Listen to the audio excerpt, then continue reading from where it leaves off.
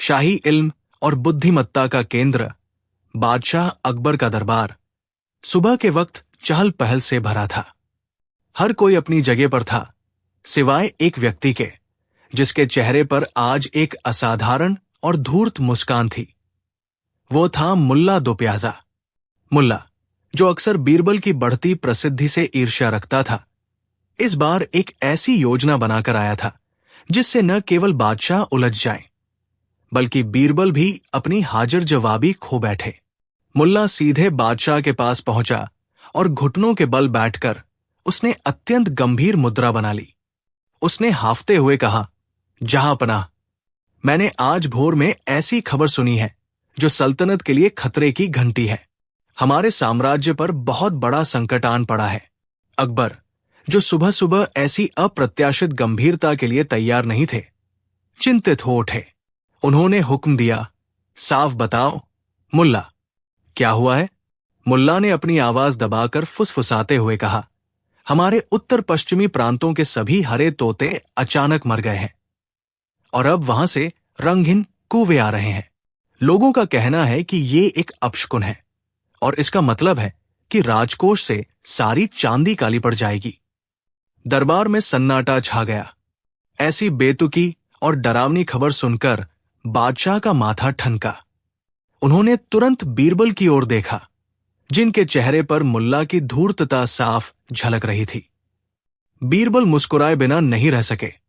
यह स्पष्ट था कि मुल्ला ने अकबर को उलझाने के लिए एक पूरी तरह से मनगढ़ंत झूठ फैलाया था। बीरबल ने अपनी मुस्कान को तुरंत दबाया और शांत, गंभीर मुद्रा में बादशाह की ओर देखा। जहांपनाह, ये बात अवश्य चिंताजनक है कि हमारे तोते मर रहे हैं, यदि ये खबर सत्य है, परंतु रंगीन कौवे? उन्होंने अपनी भौहें हल्की सी उठाई और सीधे मुल्ला दो प्याजा की ओर देखा। मुल्ला जी, मैं मानता हूं कि तोते रंगीन होते हैं, पर कौवे तो पहले से ही काले होते हैं। यदि वे काले रंग से रंगहीन हो गए हैं, तो क्या अब वे अदृश्य होकर उड़ रहे हैं या उनका रंग बदलकर सफेद हो गया है? मुझे ये भी बताइए कि आपने ये रंगहीनता अपनी आंखों से कहाँ देखी, ताकि हम उस स्थान की जांच करा सकें। बीरबल के तार्किक प्रश्न सीधे मुल्ला की मनगढ़ंत कहानी पर वार कर रहे थे। दरबार में अब भय की जगह जिज्ञासा फैलने लगी। मुल्ला दो प्याजा, जो अकबर को डराना चाहते थे, अब खुद बीरबल की सीधी निगाहों से डरकर पसीना पोंछने लगे। उनके पास इस बेतुके दावे का कोई वास्तविक प्रमाण नहीं था। मुल्ला दो प्याजा ने अपनी धोखेबाजी पकड़ी जाते देख तुरंत बात पलटी। वो हकलाते हुए बोला, जहांपनाह, मैंने उन्हें सीधे नहीं देखा। मैंने उन्हें एक स्वप्न में देखा था।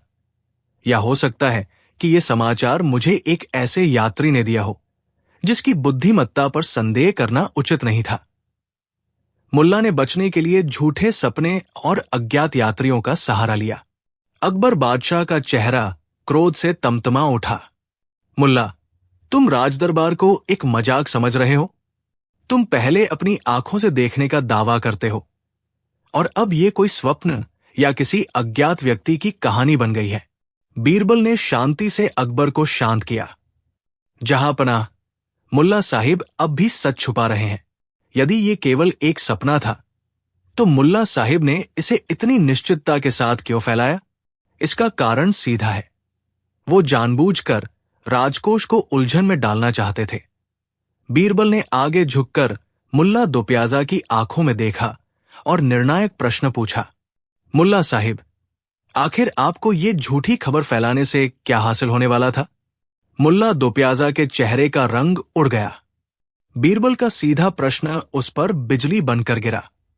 उसने नजरें चुराते हुए अपने कान खुजलाए और धीमी आवाज में कहा, जहांपनाह, मेरा कोई व्यक्तिगत लाभ कमाने का उद्देश्य नहीं था। मैंने तो ये खबर इसलिए फैलाई ताकि पता चले कि शाही प्रशासन की सतर्कता कितनी मजबूत है। अकबर ने क्रोध से उसकी ओर देखा। तो तुम हमारी व्यवस्था की परीक्षा ले रहे थे?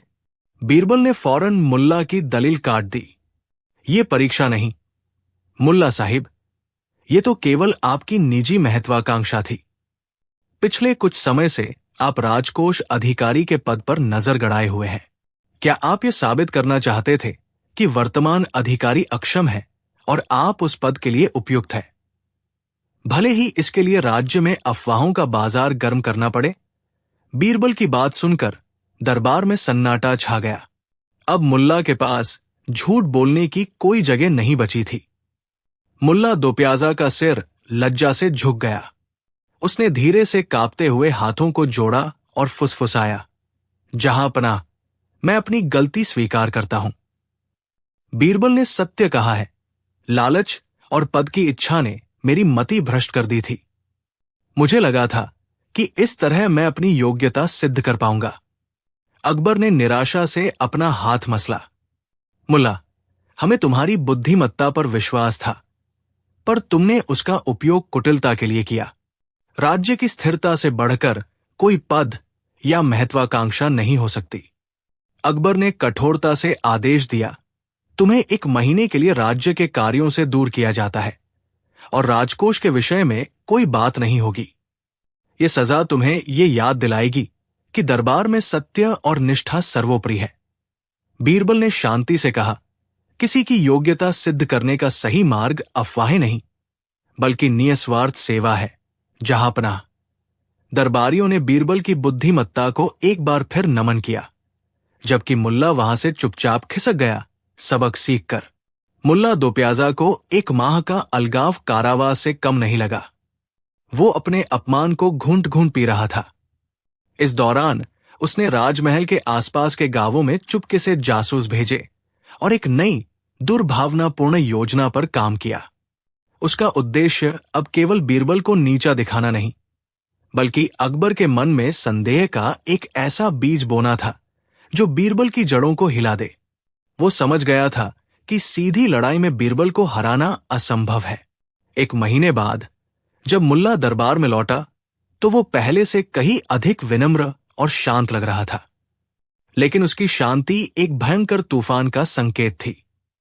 कुछ ही दिनों में आगरा के बाजार और चौक अचानक एक अजीब अफवाह से गूंज उठे। शाही अनाजगृह अन्न भंडार में रखे गेहूं पर एक अदृश्य शाप है। कहा जाता है कि जो कोई भी इस अनाज का हिसाब करेगा, वो 7 दिनों के भीतर अपने मस्तिष्क पर नियंत्रण खो देगा। ये अफवाह इतनी रहस्यमय थी कि आम जनता ही नहीं, बल्कि दरबार के कई दरबारी भी भयभीत हो गए। ये खबर जल्द ही अकबर तक पहुंची और अनाज का हिसाब किताब रुक गया। राज्य में अनाज की गणना रुकने से संकट गहराने लगा। अनाज गणना के रुकते ही शाही खजाने और आपूर्ति तंत्र में भारी भ्रम और अराजकता छा गई। बादशाह अकबर बेहद चिंतित हुए, क्योंकि उन्हें पता था कि यदि गणना शीघ्र शुरू नहीं हुई तो राशनिंग पर इसका सीधा असर पड़ेगा।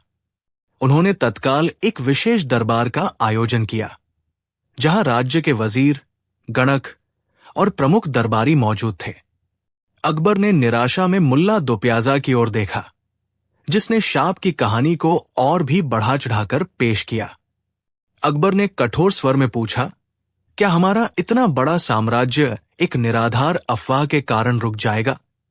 ये अंधविश्वास राज्य के सबसे जरूरी काम को रोकने की हिम्मत कैसे कर रहा है? जब सभी दरबारियों ने भय के कारण अपने हाथ खड़े कर दिए, तो अकबर की अंतिम उम्मीद बीरबल पर टिकी। उन्होंने बीरबल की ओर देखते हुए दृढ़ता से कहा, बीरबल, मुझे इन कहानियों में कोई दैवीय शक्ति नजर नहीं आती। ये स्पष्ट रूप से किसी धूर्त मस्तिष्क का काम है। तुम्हारा काम है सत्य को सामने लाना। मुझे जल्द से जल्द अनाज का हिसाब चाहिए और इस शाप के जनक का पता लगाना है।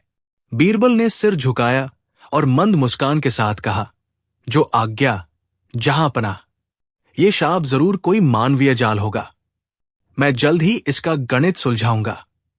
दरबार से निकलते ही बीरबल ने राहत की सांस ली। वो अच्छी तरह जानते थे कि ये कोई दैवीय शाप नहीं, बल्कि सत्ता या धन के लालच में बुना गया एक महीन राजनीतिक षड्यंत्र था। उन्होंने सबसे पहले अनाज भंडारों की जांच करने के बजाय उन लोगों से मिलना शुरू किया जो ये कहानी सबसे अधिक उत्साह से फैला रहे थे। बीरबल का दिमाग तेजी से काम कर रहा था। उनका मानना था कि झूठी खबर हमेशा किसी ऐसे व्यक्ति के इशारे पर फैलती है जिसका उस खबर से सीधा फायदा हो, या जिसे किसी बड़ी गलती को छुपाना हो। शहर के बाजारों और गलियों में घूमते हुए बीरबल ने सूक्ष्मता से हर चेहरे को पढ़ना शुरू किया।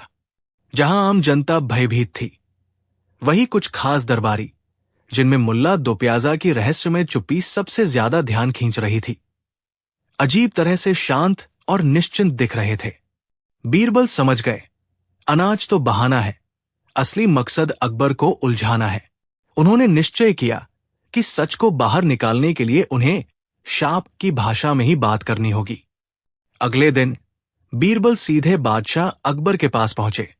उन्होंने दरबार में प्रवेश किया और पूरी गंभीरता से घोषणा की कि उन्हें शाप का निवारण मिल गया है। जहां पनाह, बीरबल ने कहा, यह शाप दैवीय नहीं बल्कि मानवीय है और इसे केवल सत्य का यज्ञ करके ही तोड़ा जा सकता है। अकबर ने पूछा कि यह यज्ञ कैसे होगा। बीरबल ने प्रस्ताव रखा कि चूंकि शाप अनाज के गायब होने का है, इसलिए अनाज के देवता को शांत करने के लिए एक विशेष परीक्षा आयोजित की जाए। उन्होंने हुक्म सुनाया कि महल के मुख्य द्वार पर कल सुबह एक विशाल तराजू रखा जाएगा। जो दरबारी झूठी अफवाहों में शामिल होगा, उसका हिस्सा तौलते ही वो तराजू टूट जाएगा, क्योंकि झूठ हमेशा सत्य से भारी होता है। इस घोषणा से मुल्ला दो प्याजा के शांत चेहरे पर पहली बार बेचैनी की हल्की लहर दौड़ी। वो समझ गए कि बीरबल ने सीधे उन पर निशाना साधा है और अब उन्हें स्वयं को बचाने के लिए जल्द ही कोई दूसरा दाव चलना होगा। बीरबल ने मुल्ला दो प्याजा की आंखों में झांका, जैसे कह रहे हों, अब दिखाओ तुम कितने निश्चिंत हो। अगली सुबह के तराजू वाले प्रदर्शन से पहले मुल्ला दो प्याजा ने रात के अंधेरे में अपना जाल बिछाने का निश्चय किया। उसी रात उसने चुपके से महल के बाहर एक ऐसे कुशल लोहार को बुलवाया जो बड़े बड़े निर्माणों में धातु के गुप्त दोष डालने के लिए मशहूर था। मुल्ला ने लोहार को भारी भरकम सोने की अशर्फी भेंट की और उसे आदेश दिया कि वो भोर होने से पहले मुख्य द्वार पर रखे जाने वाले विशाल तराजू के केंद्र बिंदु धुरी को इस प्रकार कमजोर कर दे कि वो मामूली दबाव में भी चरमरा जाए। ये टूटना ऐसा दिखना चाहिए जैसे वह किसी असाधारण बोझ को सहन नहीं कर सका। मुल्ला ने फुसफुसाते हुए कहा। मुल्ला का दाव सीधा था। यदि तराजू किसी व्यक्ति के तौलने से पहले ही टूट गया तो बीरबल की झूठ हमेशा भारी होता है वाली पूरी युक्ति हास्यास्पद साबित हो जाएगी। सुबह जब दरबार इकट्ठा होगा तो वो बेदाग बच निकलेंगे और उल्टे बीरबल की बुद्धिमानी पर सवाल उठने लगेंगे। अपनी चाल चलकर मुल्ला दो प्याजा एक बार फिर निश्चिंत होकर सो गया, लेकिन बीरबल की आंखें उस रात बिल्कुल नहीं झपकी थी। बीरबल ने आधी रात के बाद ही उस स्थान का निरीक्षण किया जहां न्याय का वो विशाल तराजू स्थापित किया जाना था। उनकी आशंका सही साबित हुई। मुल्ला की धूर्तता उजागर हो गई जब उन्होंने देखा कि तराजू के मुख्य आधार स्तंभों में से एक को भीतर से खोखला किया गया था ताकि किसी भी मामूली दबाव पर वो टूट जाए। बीरबल ने तुरंत बिना किसी शोरगुल के अपने सबसे भरोसेमंद कारीगरों को बुलाया और रात के अंधेरे में ही उस जोड़ को गुप्त रूप से मजबूत करवाया। वो जानते थे कि मुल्ला की चाल केवल भौतिक क्षति तक सीमित नहीं होगी, ये झूठी खबर फैलाकर भय पैदा करने की एक और कोशिश होगी। और ठीक ऐसा ही हुआ। मुल्ला दो प्याजा ने अपने गुप्तचरों के माध्यम से दरबार में ये अफवाह उड़वा दी कि न्याय के इस अनोखे तराजू को छूने वाला व्यक्ति सुबह तक गंभीर रूप से बीमार हो जाएगा। ये मनगढ़ंत खबर जंगल की आग की तरह फैल गई, जिससे सुबह जब दरबार इकट्ठा हुआ तो अजीब सा डर और तनाव व्याप्त था। मुल्ला दो प्याजा आत्मविश्वास से लबरेज थे, ये मानते हुए कि उन्होंने बीरबल की योजना को दोनों मोर्चों पर ध्वस्त कर दिया है। सुबह का दरबार लगा। न्याय का वो अद्भुत कलात्मक रूप से गढ़ा गया तराजू कमरे के केंद्र में रखा था, पर उस पर कालिक पुती हुई थी, डर की, शंका की। किसी भी दरबारी में इतना साहस नहीं था कि वो उसके निकट जाकर उसे छू भी सके। दरबार की सामान्य फुसफुसाहट गायब थी। उसकी जगह गहरी असहज चुप्पी ने ले ली थी। अकबर ने अपनी कुर्सी से उठकर बेचैनी से चारों ओर देखा। ये किस तरह का सन्नाटा है? क्या मुल्ला दोप्याजा की बात में जरा भी सत्यता है? क्या वास्तव में कोई दरबारी सुबह से बीमार पड़ा है? उन्होंने पूछा। मुल्ला दोप्याजा ने विजयी मुस्कान को छुपाते हुए कृत्रिम चिंता का भाव ओढ़ा और आगे बढ़े। जहांपनाह, मैंने तो पहले ही चेताया था। ये अवश्य किसी अशुभ शक्ति का प्रभाव है। अब तो हमें बीरबल की इस योजना को तुरंत त्याग देना चाहिए। बीरबल शांत खड़े थे। उन्होंने मुल्ला के आंखों में देखा और पल भर में समझ गए कि ये केवल एक अफवाह नहीं, बल्कि एक व्यवस्थित मनोवैज्ञानिक हमला था। उन्हें अब केवल अफवाह की हवा नहीं निकालनी थी, बल्कि उस व्यक्ति को भी बेनकाब करना था जिसने डर की ये आग जलाई थी। बीरबल ने एक गहरी सांस ली और शांत किंतु दृढ़ स्वर में अपनी बात शुरू की। जहांपनाह, मैं मुल्ला जी की चिंता को समझता हूं, पर अफवाहें और डर अक्सर एक ही सिक्के के दो पहलू होते हैं। जब तक हम किसी बात की तह तक नहीं जाते, वो भूत से भी भयानक लगती है। उन्होंने सीधे मुल्ला दोप्याजा की ओर देखा, जिनकी बनावटी चिंता अब हल्की सी घबराहट में बदल चुकी थी। ये कोई अशुभ शक्ति नहीं, जहांपनाह, बल्कि किसी व्यक्ति द्वारा सुनियोजित तरीके से फैलाया गया झूठ है, जिसका उद्देश्य दरबार में अराजकता पैदा करना और हमारी योजनाओं को विफल करना है। अकबर ने उत्सुकता से बीरबल को देखा। तो तुम क्या कहते हो, बीरबल? बस मुझे कुछ घंटों का समय दे, बीरबल ने झुककर कहा। मैं हवा में फैले इस डर के धागे को पकड़ूंगा, और न केवल धागा, बल्कि उस व्यक्ति तक भी पहुंचूंगा जिसने इस झूठ की चरखी को घुमाया है। बीरबल के आत्मविश्वास ने अकबर के चेहरे पर फिर से आशा की एक किरण जगा दी। अब खेल अफवाहों का नहीं, बल्कि साक्ष्यों और बुद्धिमत्ता का होने वाला था। बीरबल ने दरबार से विदा ली और तुरंत अपना वेश बदला। शाही वस्त्रों को त्याग कर उन्होंने एक साधारण व्यापारी का रूप धारण किया। ढीला ढाला कुर्ता और सिर पर एक साधारण पगड़ी। उनका पहला गंतव्य व्यस्त बाजार नहीं, बल्कि शहर का प्राचीन हकीम खाना, औषधालय था, जहां चिंता और शिकायतें दोनों खुलकर व्यक्त की जाती थी। एक कोने में बैठकर बीरबल ने लोगों की फुसफुसाहटें सुनी। अफवाह अब स्पष्ट रूप ले चुकी थी। बादशाह सलामत गुप्त रूप से खजाने के सोने को तांबे से बदल रहे हैं, ताकि पड़ोसी राज्यों के साथ एक अनावश्यक युद्ध छेड़ा जा सके। यह सुनकर बीरबल के होठों पर एक हल्की मुस्कान आई। अफवाह आर्थिक थी, लेकिन इसमें डर का पुट था। उन्होंने महसूस किया कि यह झूठ इसलिए प्रभावी हो रहा था क्योंकि इसे विश्वसनीय सूत्रों से बार बार दोहराया जा रहा था। यह किसी सीधे सादे मूर्ख का काम नहीं था, बल्कि किसी ऐसे दरबारी का था जिसे शाही लेखा जोखा और पड़ोसी राज्यों की नीतियों की थोड़ी बहुत जानकारी थी। बीरबल ने मन ही मन गणना की। ये अफवाह एक ही स्रोत से शुरू हुई थी, और वो स्रोत कला और वित्त दोनों में रुचि रखता था। उनका संदेह सीधे मुल्ला दोप्याजा की ओर जा रहा था। अब उन्हें बस सबूत चाहिए था। बीरबल ने अपनी रणनीति पर काम करना शुरू किया। वो जानता था कि मुल्ला दोप्याजा बहुत चतुर था और सीधे सवाल जवाब से कुछ भी हासिल नहीं होगा। इसलिए उन्होंने मुल्ला को उसी के जाल में फंसाने का निर्णय लिया। अगले दिन बीरबल ने बादशाह अकबर को बताया कि उन्हें पड़ोसी राज्य की वित्तीय स्थिति के बारे में एक बेहद गोपनीय और मूल्यवान जानकारी मिली है, लेकिन वह इसे खुले दरबार में साझा नहीं कर सकते। मुल्ला, जो हर महत्वपूर्ण सूचना पर अपनी पैनी नजर रखता था, तुरंत उत्सुक हो उठा। शाम को बीरबल ने जानबूझकर शाही बाग के एक सुनसान कोने में अपनी बात दोहराई, ये सुनिश्चित करते हुए कि मुल्ला दोप्याजा का एक गुप्तचर सुन रहा हो। बीरबल ने धीमी आवाज में कहा कि वो जानकारी इतनी विस्फोटक है कि इससे सोने के सबसे बड़े व्यापारियों के खजाने हिल जाएंगे और शायद दरबारी भी उलझेंगे। जैसे ही ये खबर मुल्ला तक पहुंची, उसने इसे अपनी अफवाह को और पुख्ता करने का एक अवसर मान लिया। अब बीरबल को बस ये देखना था कि मुल्ला किस तरह से इस नई गुपचुप सूचना का उपयोग अपने झूठ को फैलाने के लिए करता है। सबूत का पहला सिरा जल्द ही उसके हाथ लगने वाला था। मुल्ला दोप्याजा ने देर नहीं की। उसने तुरंत बीरबल की प्लांट की गई विस्फोटक जानकारी को अपनी मुख्य अफवाह में पिरो दिया।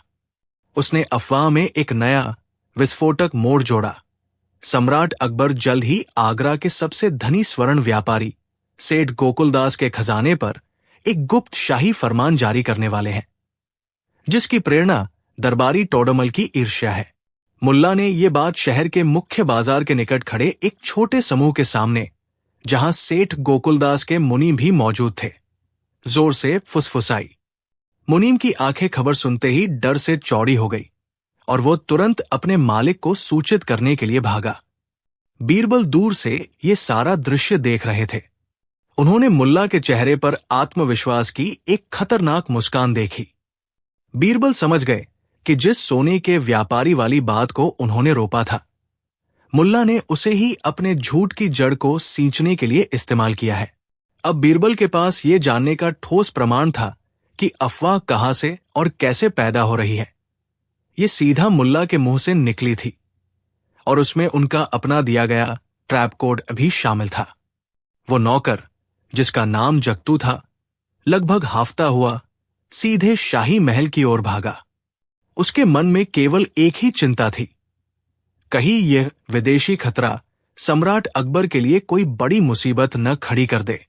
बीरबल ने अपनी जगह से हिले बिना फैसला किया कि अभी मुल्ला को चुनौती देना जल्दबाजी होगी। झूठ का जाल जब तक बादशाह तक न पहुंचे, मुल्ला की मंशा पूरी तरह सिद्ध नहीं होगी। उन्हें पहले यह देखना था कि अफवाह दरबार में किस हद तक डर और भ्रम पैदा करती है। उन्होंने दूर खड़े अपने सबसे विश्वसनीय सहायक हरि सिन्हा को एक गुप्त संकेत दिया। हरि सिन्हा का काम था तुरंत उस सोने के व्यापारी के ठिकाने और अस्तित्व की जांच करना, जिसका उल्लेख मुल्ला ने अपनी कहानी में किया था। बीरबल अच्छी तरह जानते थे कि ऐसा कोई व्यापारी कभी था ही नहीं। ये केवल मुल्ला की फैलाई हुई कपट कथा थी। उन्हें मुल्ला का झूठ पकड़ने के लिए ठोस सबूत और समय चाहिए था। अब गेंद मुल्ला के पाले में थी और बीरबल अपने जाल को कसने के लिए तैयार थे। मुल्ला दोप्याजा ने बीरबल की चाल को भांप लिया। उन्हें पता था कि हरि सिन्हा को उस काल्पनिक सोने के व्यापारी का कोई सुराग नहीं मिलेगा, इसलिए उनका आत्मविश्वास और बढ़ गया।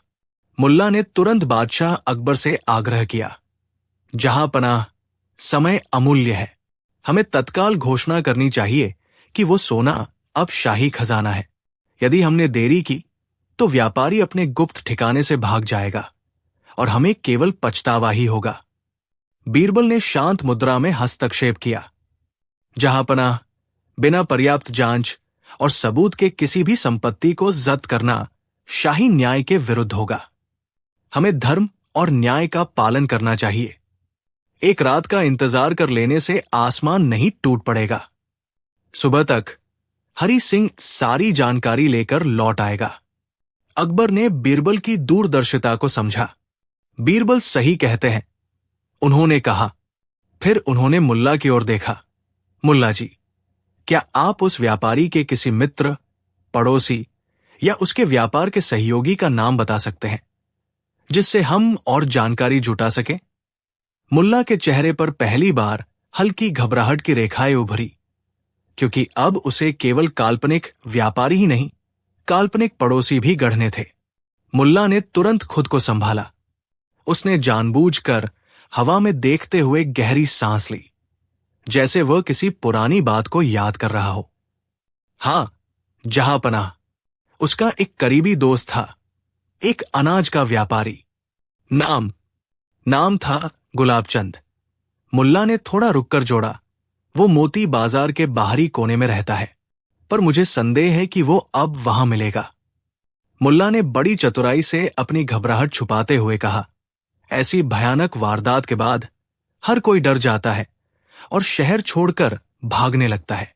शायद इसीलिए मैंने गुस्ताखी की थी कि न्याय में विलंब न हो। उसने फिर से मामले की तात्कालिकता पर जोर दिया। मुझे डर है कि यदि हमने सुबह तक इंतजार किया तो चोर सोना लेकर दूर निकल चुके होंगे। अकबर ने गुलाब चंद का नाम अपने एक सिपाही को नोट करने का आदेश दिया। बीरबल इन सारे घटनाक्रम को चुपचाप देख रहे थे। उन्हें मुल्ला की इस त्वरित कहानी गढ़ने की कला पर जरा भी भरोसा नहीं था। वो जानते थे कि मुल्ला हर झूठ के साथ उसे साबित करने के लिए एक और झूठ का जाल बुन रहा है। बीरबल ने केवल इतना कहा, चिंता न करें मुल्ला जी, सुबह होने तक न तो चोर कहीं भाग पाएंगे और न ही सोना गायब होगा। मुल्ला दोप्याजा को बीरबल का ये शांत आत्मविश्वास बुरी तरह चुभ गया। उसे भय था कि यदि सुबह तक इंतजार किया गया तो उसकी बुनी हुई कहानी के तार ढीले पड़ जाएंगे। परंतु हुजूर, मुल्ला ने दीनता का प्रदर्शन करते हुए कहा, मैंने स्वयं गुलाब चंद के घर के पास जमीन खोदी थी। सोने की चमक मैंने अपनी आंखों से देखी है। देर करने का मतलब है कि चोरों को प्रमाण मिटाने का पूरा मौका देना। बीरबल ने मुल्ला की ओर देखते हुए कहा, मुल्ला जी, आप भूल रहे हैं कि चोर सोना लेकर भागने से पहले अक्सर उसे किसी और सुरक्षित स्थान पर छिपाते हैं, और यदि उन्हें पता चला कि उनकी चोरी का राज खुल चुका है तो वे रात के अंधेरे में भागने की बजाय चुपचाप छिपकर माहौल शांत होने का इंतजार करेंगे। फिर भी आपकी चिंता निराधार न हो, इसके लिए मैं आज रात शहर के सभी प्रमुख द्वारों पर अपने भरोसेमंद आदमियों को तैनात करवा देता हूं। अकबर ने सहमति में सिर हिलाया। ठीक है, जैसा बीरबल कहते हैं वैसा ही होगा। सुबह पहली किरण के साथ हम गुलाब चंद के ठिकाने पर चलेंगे। मुल्ला दोप्याजा जानता था कि अब बीरबल की निगरानी में झूठ का पर्दाफाश होना तय है। रात भारी और बेचैन करने वाली थी। मुल्ला दोप्याजा के माथे पर चिंता की लकीरें गहरी हो चुकी थी। वो जानता था कि अगर सुबह गुलाब चंद अपने ठिकाने पर मिला तो न केवल उसका झूठा दावा टूटेगा, बल्कि अकबर का विश्वास भी हमेशा के लिए उठ जाएगा। आधी रात को जब महल पूरी तरह शांत हो गया और बीरबल के आदमी द्वारों पर तैनात हो चुके थे, तो मुल्ला दोप्याजा ने चुपचाप अपने सबसे भरोसेमंद प्यादे करीम को इशारा किया। उसने करीम को एक पुड़िया दी और फुसफुसाते हुए कहा, तुझे जल्द से जल्द गुलाब चंद के पास पहुंचना है। उसे ये पुड़िया दे देना और कहना कि तुरंत शहर छोड़ दे, चाहे कोई भी द्वार बंद हो। अगर वो सुबह तक यहां रहा तो हम सब मारे जाएंगे। मुल्ला अब भी अपनी झूठी खबर को सच साबित करने की आखिरी कोशिश कर रहा था। सम्राट अकबर का दरबार हमेशा की तरह न्याय और चर्चाओं से गुलजार था, पर दोपहर होते होते उस चहल पहल पर एक अजीब सी खामोशी छा गई। बादशाह के हाथों में एक प्राचीन सील किया हुआ पत्र था, जिसे उन्होंने अभी अभी पढ़ा था। पत्र उत्तर के एक साधु द्वारा भेजा गया था, जिसमें एक अविश्वसनीय दावा किया गया था। हिंदुस्तान के सबसे सुरक्षित महल फतेहपुर सीकरी के भीतर खुद बादशाह की शयन कक्ष की दीवार के नीचे एक पीढ़ियों पुराना विशाल खजाना छुपा हुआ है।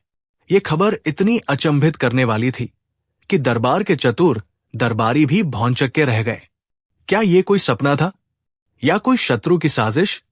बीरबल, बादशाह अकबर ने पत्र को मेज पर रखते हुए अपनी गंभीर आवाज में कहा, यह दावा कितना सत्य हो सकता है? हमारा महल और खजाना? हमने तो कभी ऐसा कुछ सुना नहीं। सभी की निगाहें चतुर बीरबल पर टिक गई।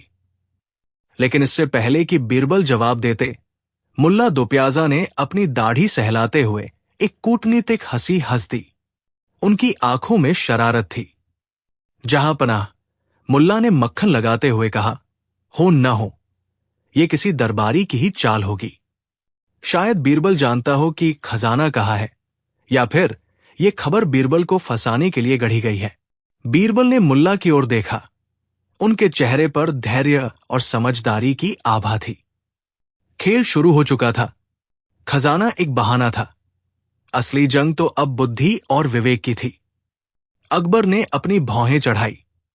मुल्ला की बात उन्हें नागवार गुजरी। बस मुल्ला, शहंशाह ने जोर से कहा, बहस छोड़ो। बीरबल, तुम्हारा क्या कहना है? ये खबर अफवाह है या इसमें कोई सच्चाई है? क्या महल में वाकई कोई गुप्त तहखाना है जिसके बारे में हमें पता नहीं? बीरबल ने हाथ जोड़कर सम्मानपूर्वक सिर झुकाया। उनकी आवाज शांत थी, जैसे शांत जल पर तैरती नाव। जहांपनाह, बीरबल बोले, मुझे इस बात का आश्चर्य है कि मुल्लाजी को अफवाह और हकीकत में इतना कम अंतर क्यों दिखता है। खजाना हो या ना हो, एक बात निश्चित है, दरबारी की चाल को जानने के लिए किसी गुप्त तहखाने की नहीं, बल्कि खुले दिमाग की जरूरत होती है। ये जवाब सुनकर मुल्ला दो प्याजा के चेहरे का रंग उड़ गया। शहंशाह मुस्कुराए। उन्होंने बीरबल को चुनौती दी, ठीक है बीरबल, अब तुम ही बताओ, इस खजाने की गुत्थी कैसे सुलझेगी? महल में हर कोने की तलाशी तो नहीं ली जा सकती। बीरबल ने एक गहरी सांस ली। तलाशी की जरूरत नहीं, जहांपनाह, हमें बस उस स्रोत तक पहुंचना है जिसने ये अफवाह फैलाई है, और इसके लिए हमें थोड़ी मूर्खता का नाटक करना होगा। शहंशाह अकबर ने अपनी भौहें चढ़ाई। मूर्खता का नाटक? साफ साफ कहो बीरबल, तुम्हारा इरादा क्या है? हम राजमहल की प्रतिष्ठा को खतरे में नहीं डाल सकते। बीरबल ने अपनी आंखें हल्की झुका ली। जहांपनाह, हमें इस अफवाह को इतना बड़ा बनाना होगा कि अफवाह फैलाने वाला अपनी जीत को लेकर निश्चिंत हो जाए। मेरा सुझाव है कि आज रात ये मुनादी करवा दी जाए कि महल के पूर्वी परकोटे के नीचे गुम हुआ खजाना मिल गया है। साथ ही ये भी घोषणा करवा दे कि ये खजाना बहुत पुराना है और इसे छिपाने वाले का पता बताने वाले को भारी इनाम दिया जाएगा। मुल्ला दोप्याजा बेचैनी से अपनी दाढ़ी सहलाने लगा। उसने तुरंत हस्तक्षेप किया, ये तो सरासर झूठ होगा बीरबल। जब खजाना मिला ही नहीं तो ये अफवाह क्यों फैलाई जाए? बीरबल ने मुल्ला की ओर देखते हुए कहा, क्योंकि सच का ढोल बजाने से सिर्फ शोर होता है मुल्ला जी, लेकिन झूठ का जाल बिछाने से शिकार खुद ब खुद खिंचा चला आता है। इनाम के लालच में वो व्यक्ति जो इस कहानी का असली निर्माता है, कल सुबह तक कोई न कोई सबूत लेकर हमारे सामने जरूर आएगा। रात भर मुल्ला दोप्याजा ठीक से सो नहीं पाया। बीरबल की चाल ने उसे बेचैन कर रखा था। कहीं इस झूठी कहानी का सारा दोष उस पर ही ना आ जाए। सुबह होते ही वो सबसे पहले दरबार में हाजिर था। उसकी आंखें चारों ओर संदेह से घूम रही थी। बादशाह अकबर सिंहासन पर बैठे थे। उनके चेहरे पर भी उत्सुकता थी। बीरबल हमेशा की तरह शांत मुद्रा में खड़े थे, जैसे उन्हें पहले से ही पता हो कि क्या होने वाला है। जैसे ही सूर्य की किरणें जालीदार खिड़कियों से अंदर आई, एक सिपाही ने फुर्ती से आकर सूचना दी, हुजूर, एक बूढ़ा दरबारी जिसका नाम फकीर चंद है, दावा कर रहा है कि उसके पास राजमहल में छिपे खजाने के ठिकाने का अहम सुराग है। वो इनाम का लालच लेकर आपके सामने पेश होना चाहता है।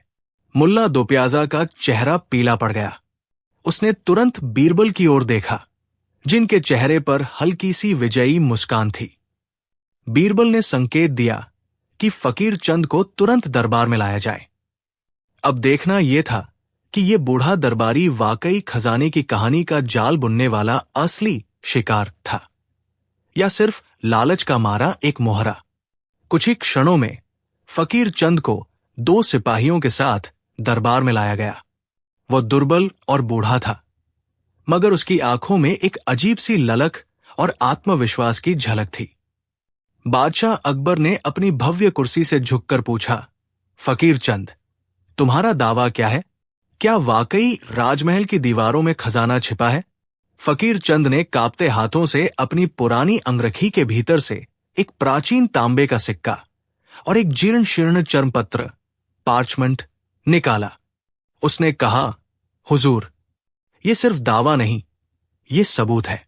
इस चर्मपत्र पर खजाने तक पहुंचने का गुप्त नक्शा अंकित है। ये शाही स्नानघर के तहखाने के नीचे ठीक जल स्तंभ के पीछे छिपा है।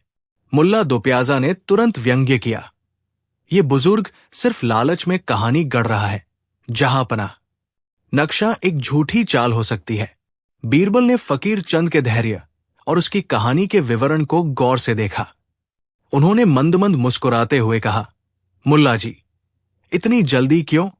अगर फकीर चंद का दावा झूठा हुआ तो वो सजा का पात्र होगा, मगर अगर ये सच निकला तो राजकोष भर जाएगा।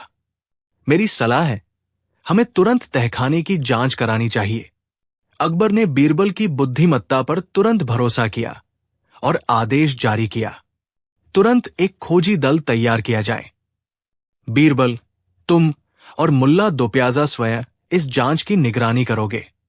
मुल्ला दोप्याजा ने मुंह फुलाते हुए कहा, हुजूर, व्यर्थ की खुदाई से केवल महल में गंदगी और धूल फैलेगी, मगर आपका हुक्म सर आंखों पर। आज्ञा मिलते ही शाही कारीगर जरूरी औजार लेकर शाही स्नानघर के तहखाने की ओर चल पड़े। फकीर चंद डर और उत्साह के मिश्रित भाव से कांप रहा था। जब वे जीर्ण शीर्ण अंधेरे तहखाने में पहुंचे तो बीरबल ने संकेत किया। ये रहा वो जल स्तंभ। बीरबल ने शांत स्वर में कहा, ठीक इसके पीछे नक्शा छिपा होना चाहिए। कर्मचारियों ने तुरंत जल स्तंभ के निचले हिस्से से पुरानी मिट्टी और पत्थर हटाने का काम शुरू कर दिया। दरबार की सांसें थमी हुई थी। हर कोई जानने को उत्सुक था कि क्या फकीर चंद की कहानी सच थी या ये मुल्ला दोप्याजा की आशंका के अनुसार सिर्फ एक भद्दा मजाक था। कर्मचारियों ने कड़ी मेहनत की। कुछ ही पलों में फावड़े से एक कठोर वस्तु टकराने की आवाज आई। मिट्टी और गीला चूना हटाए जाने पर एक पुराना कसकर बंधा हुआ तांबे का डिब्बा दिखाई दिया। फकीर चंद की आंखें आश्चर्य और लालच से चमक उठीं। मुल्ला दोप्याजा ने संदेह से दूर हटते हुए फुसफुसाया, कहीं ये बारूद का गोला न हो। बीरबल ने डिब्बे को उठाया। वो काफी भारी था और उस पर अजीबोगरीब आकृतियां खुदी हुई थी। उन्होंने सावधानी से उसका ढक्कन खोला। अंदर नक्शा नहीं था, बल्कि एक चिकना पॉलिश किया हुआ काला पत्थर रखा था, जिसके नीचे एक छोटा सा चमड़े का थैला दबा था। बीरबल ने पत्थर हटाकर थैला खोला। उसमें कुछ प्राचीन मोहरों के साथ एक जीर्ण शीर्ण तार का पत्ता निकला, जिस पर बारीक लिपि में कुछ लिखा था। यह खजाने के अगले सुराग जैसा लग रहा था, मगर बीरबल के चेहरे पर संतोष की बजाय गहरी चिंता की रेखाएं उभर आईं। वो जानता था कि यह मामला इतना सीधा नहीं था। अब खेल बस शुरू हुआ था।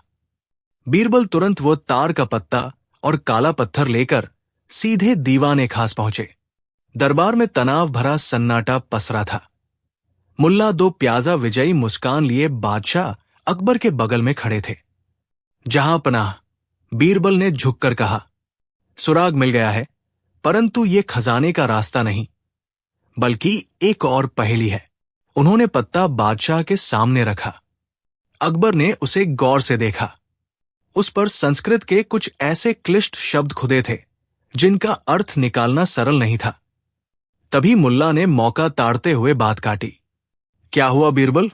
खजाने की गंध इतनी जटिल है कि आपका दिमाग भी उलझ गया, या आप जानबूझकर देरी कर रहे हैं ताकि यह सिद्ध न हो सके कि यह मेरी चाल नहीं थी? बीरबल ने मुल्ला की ओर देखा। नहीं मुल्ला जी, बीरबल ने शांत स्वर में कहा, देरी नहीं कर रहा हूं।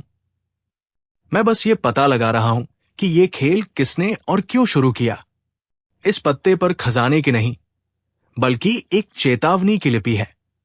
बीरबल ने घोषणा की, यह खजाना राजमहल में नहीं है। अकबर ने चौंक कर बीरबल की ओर देखा। तो फिर यह सब क्या है?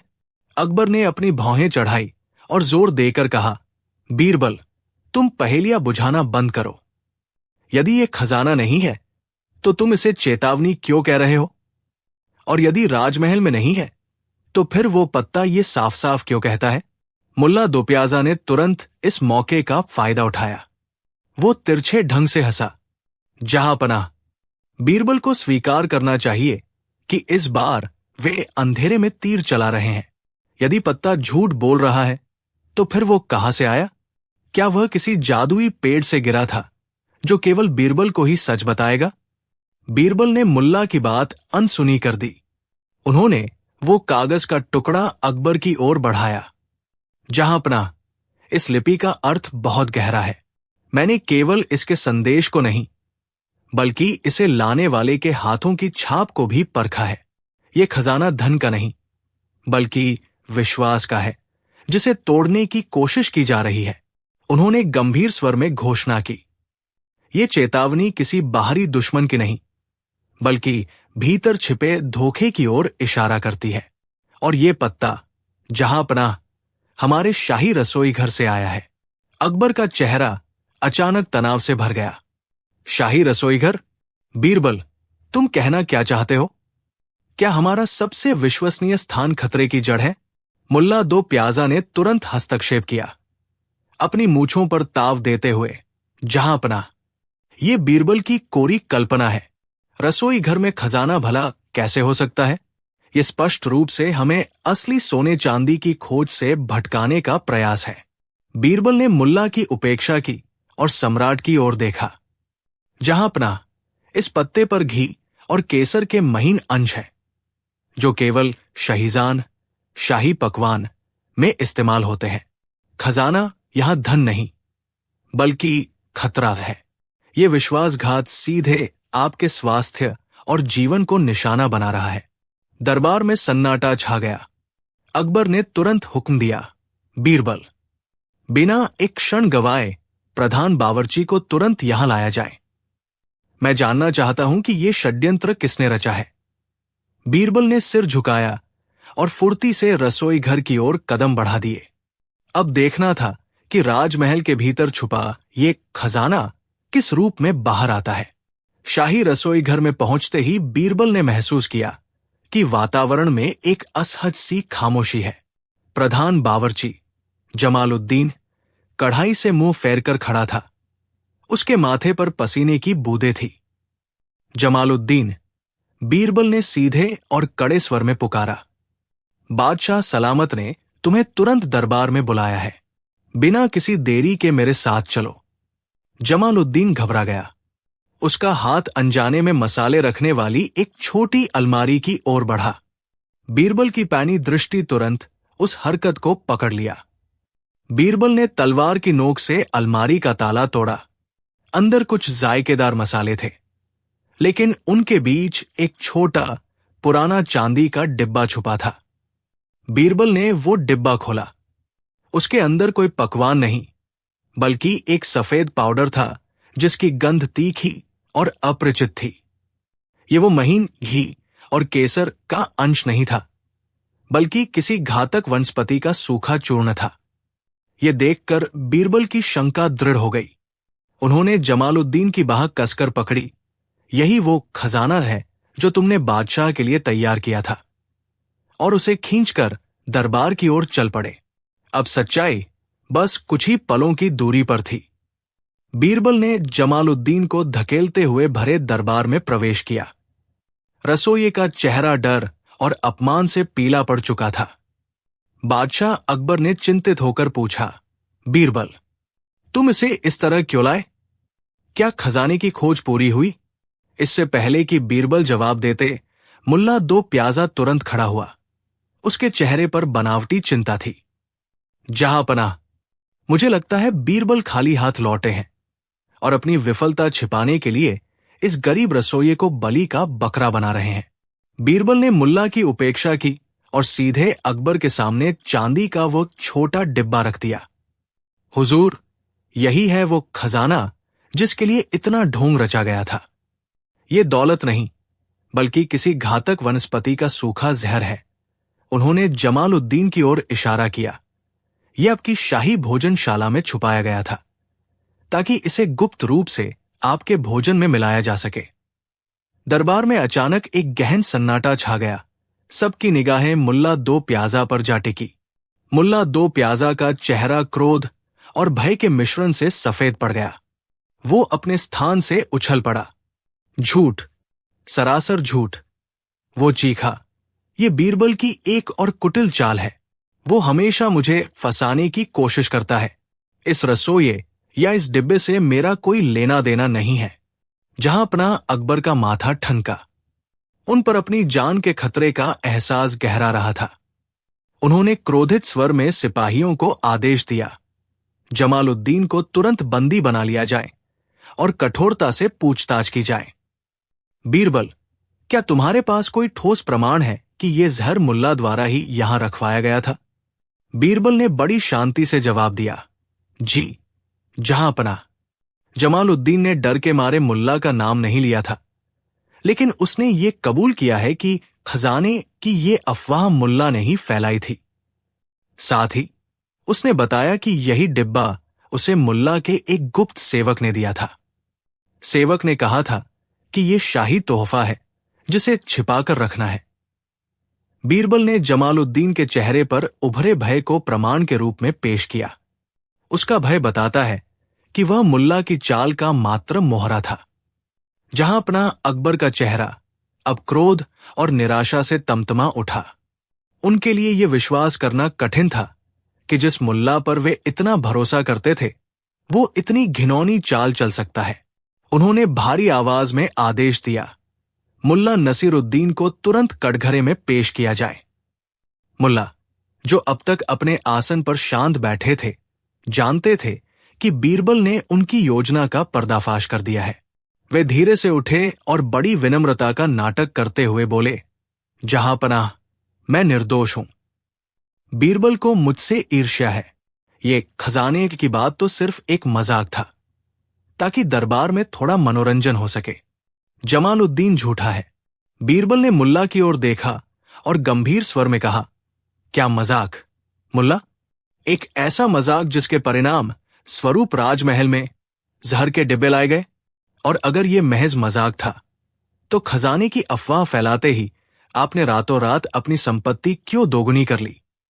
ये सोचकर कि खजाने की खोज में लगे लोग आप पर संदेह नहीं करेंगे। मुल्ला का चेहरा पीला पड़ गया। उसकी आंखें घबराकर कभी बीरबल की ओर देखती तो कभी बादशाह अकबर की ओर।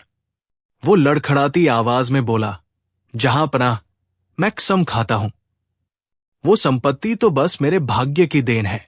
मैंने पिछले सप्ताह ही एक बड़ा सौदा किया था। मेरा पैसा डूबने वाला था, पर अचानक मुझे मुनाफा हुआ। अकबर ने अपनी भौहें चढ़ाई। भाग्य?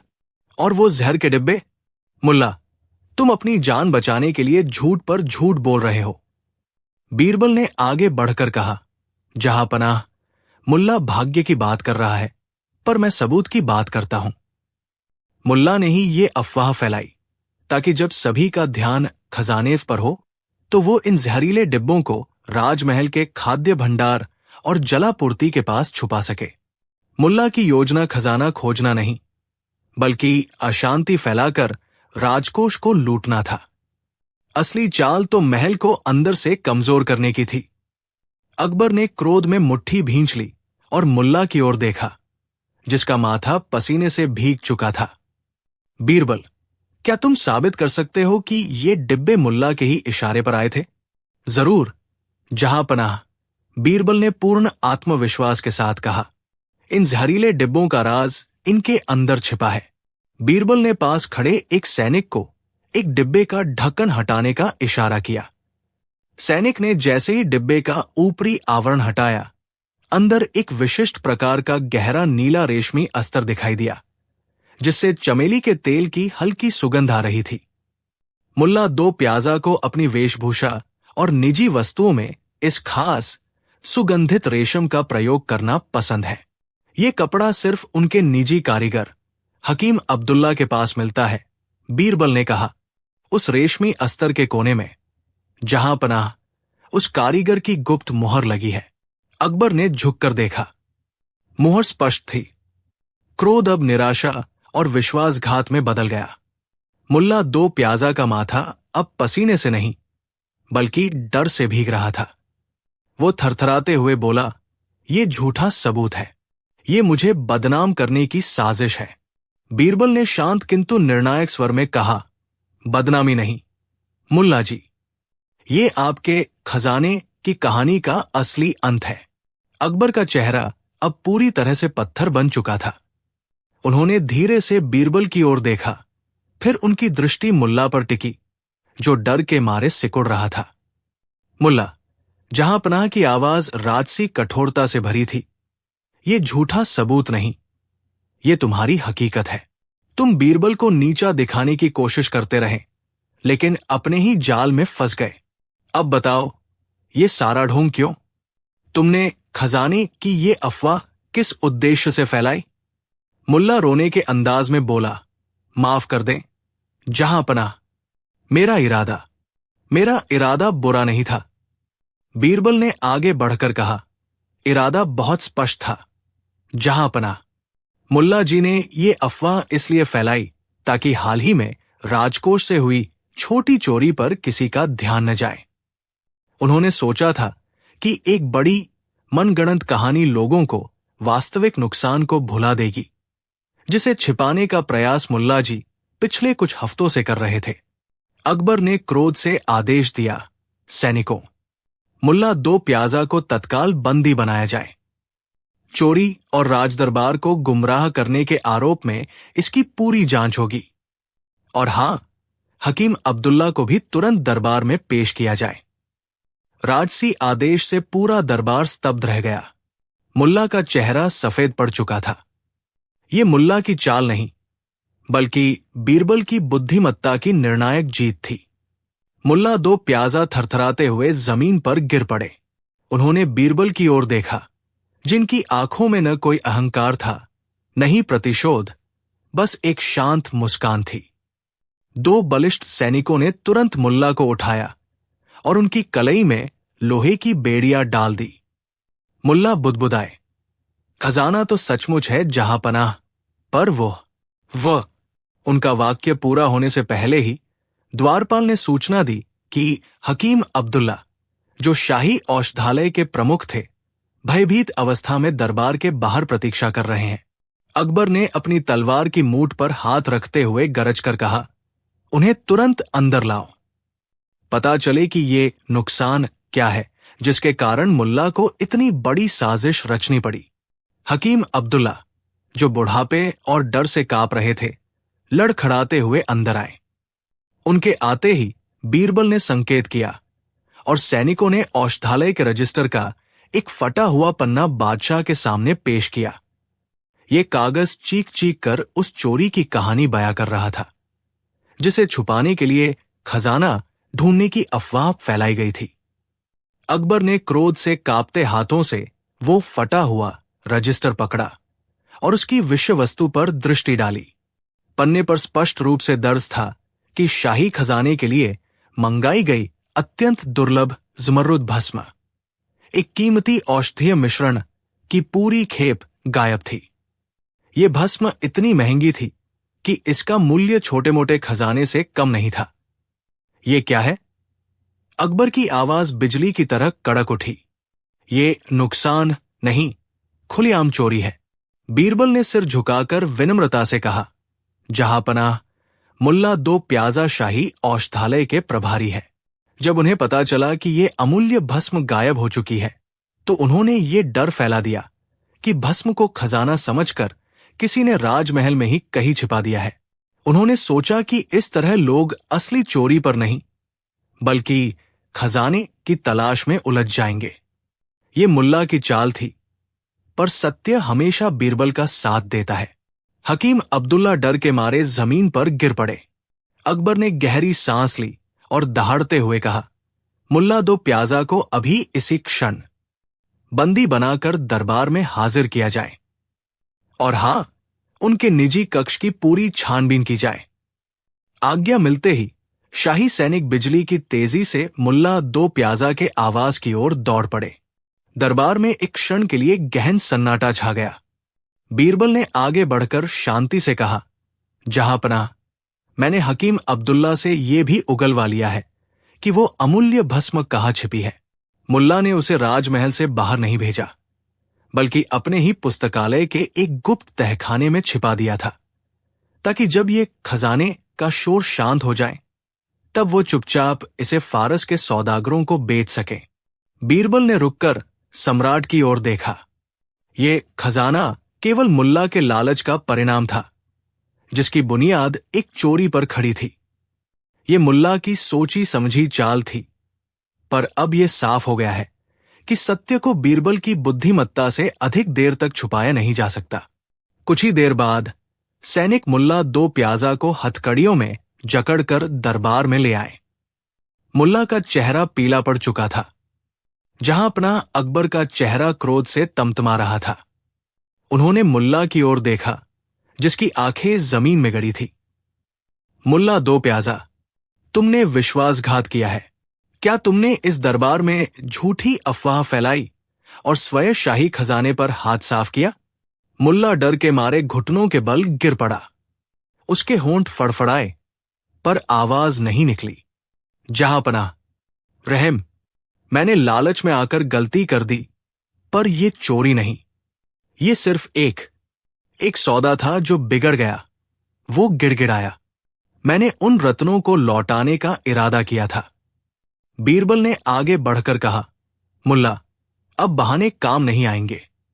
फारस के सौदागरों के साथ तुम्हारे पत्र व्यवहार हमारे पास है, और साथ ही वो गुप्त मार्ग भी, जिसका इस्तेमाल तुम चोरी के माल को पुस्तकालय तक ले जाने के लिए करते थे। तुमने अपनी बुद्धि का इस्तेमाल राज्य की सेवा में करने के बजाय अपनी तिजोरियां भरने में किया। ये लालच की पराजय है और सत्य की जीत। सम्राट अकबर ने एक लंबी सांस ली। चूंकि ये मुल्ला की चाल थी, अब सजा भी मुल्ला को ही मिलेगी। सम्राट अकबर ने अपने वजीरों की ओर देखा, फिर एक पल के लिए रुके। उनकी आवाज शांत थी, लेकिन उसमें लोहा था। तुम्हारी पद। अकबर का शाही दरबार आज विशेष गहमागमी से भरा था। मुल्ला दो प्याजा हमेशा की तरह अपनी मूंछों पर ताव देते हुए बड़े आत्मविश्वास के साथ सिंहासन के सामने खड़े थे। बादशाह अकबर ने मुस्कुराते हुए पूछा, मुल्ला, सुना है आज तुम कुछ असाधारण दावा करने वाले हो? मुल्ला ने तुरंत आगे बढ़कर झुककर सलाम किया और अपनी आवाज को ऊंचा करते हुए कहा, जहांपनाह, मैं केवल आज की नहीं, बल्कि कल के सूर्योदय के बाद की हर घटना का भविष्य बता सकता हूं। मैं समय के पर्दे के पीछे झांक सकता हूं। दरबार में एक क्षण के लिए सन्नाटा छा गया, फिर फुसफुसाहट फैल गई। बीरबल, जो एक कोने में शांत बैठे थे, इस अतिरंजित दावे को सुनकर हल्के से मुस्कुराए। उन्होंने खड़े होकर कहा, मुल्ला साहब का ज्ञान यदि इतना अद्भुत है, तो कृपया ये बताएं कि कल सुबह जब मैं अपनी हवेली से बाहर निकलूंगा, तो मैं पहले अपने सीधे पैर का जूता पहनूंगा या उल्टे पैर का? भविष्य इतना सूक्ष्म है, क्या आपकी शक्ति इतनी सटीक है? ये सुनकर मुल्ला दोप्याजा का आत्मविश्वास तुरंत डगमगा गया। उन्हें अपनी ही बात पर कोई सटीक भविष्यवाणी सूझ नहीं रही थी, और ये चुनौती इतनी निजी तथा तुच्छ थी कि दरबार में मौजूद सभी दरबारी अपनी हंसी नहीं रोक पाए। मुल्ला दोप्याजा के माथे पर पसीना आ गया। वे किसी भी तरह से इस अपमानजनक स्थिति से बाहर निकलना चाहते थे। उन्होंने हकलाते हुए कहा, बीरबल जी, भविष्य तो बड़े बड़े युद्धों और राज्यों के भाग्य को बताता है। जूते पहनने जैसी क्षुद्र बातों में ईश्वर की शक्ति का अपव्यय क्यों करना? मेरी भविष्यवाणी उन विषयों पर है जो मानवता के लिए महत्वपूर्ण है। बादशाह अकबर, जो इस पूरे तमाशे का मजा ले रहे थे, ठाका मारकर हंस पड़े। उन्होंने बीरबल की ओर देखकर कहा, बीरबल, तुम हमेशा मुल्ला साहब को ऐसे ही मुश्किल में डाल देते हो। बीरबल ने विनम्रता से सिर झुकाया और जवाब दिया, जहांपनाह, मैं केवल यह दर्शाना चाहता था कि जो व्यक्ति कल सुबह अपनी इच्छा से होने वाली सबसे छोटी घटना की भी भविष्यवाणी नहीं कर सकता, उसे संसार के भविष्य का झूठा दावा नहीं करना चाहिए। भविष्य का सच्चा ज्ञान विनम्रता से शुरू होता है। मुल्ला दोप्याजा शर्म से पानी पानी हो गए और चुपचाप अपनी सीट पर बैठ गए। उन्होंने उस दिन के बाद भविष्य जानने का दावा करने से पहले 1000 बार सोचना शुरू कर दिया। अकबर ने एक लंबी गहरी सांस ली और फिर जोर से हंस पड़े। बीरबल, उन्होंने प्रेम और प्रशंसा से कहा, तुम्हारी बुद्धि की धार तलवार से भी तेज है। तुमने मुल्ला को न केवल सबक सिखाया, बल्कि हम सबको भी याद दिलाया कि ज्ञान का ढोंग करना कितना मूर्खतापूर्ण है। दरबार में उपस्थित सभी दरबारी मुल्ला दोप्याजा की पिछली बड़ी बड़ी बातों को याद करके मंद मंद मुस्कुरा रहे थे।